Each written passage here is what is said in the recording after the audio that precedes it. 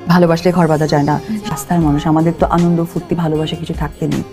আজকে তাদের সামনে আমাকে খুশি করতে গিয়ে সবার সামনে আপনি কাপড় টেনে খুলে দিচ্ছেন আমার। শাকিবকে নিয়ে ক্ষোভ প্রকাশ করলেন অভিনেত্রী অপু বিশ্বাস। শাকিব বারবার অপু বিশ্বাসের নামে বদনাম করেছে, তাই তো এবার অবশেষে শাকিবকে নিয়ে মুখ খুলেই ফেললেন অপু বিশ্বাস।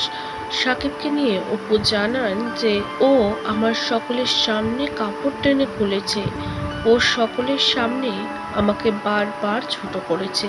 ভালোবাসলেই যে ঘর বাঁধা চায় তেমনটা না। আমি হয়তো ভালোবেসে বিয়ে করেছি, তবে ঘর বাঁধার স্বপ্ন দেখেছিলাম কিছু বছর, তারপরে সামনের সবটা পরিষ্কার হয়ে গেছে। অপু যতবার সাকিবের কাছে ফিরে যাওয়ার চেষ্টা করেছে, বারবার সকলের সামনে কাপড় টেনে খুলে দিয়েছে শাকিব খান। মানে তাকে বারবার ছোট করেছে শাকিব খান, তার সম্মানটুকু সে পায়নি।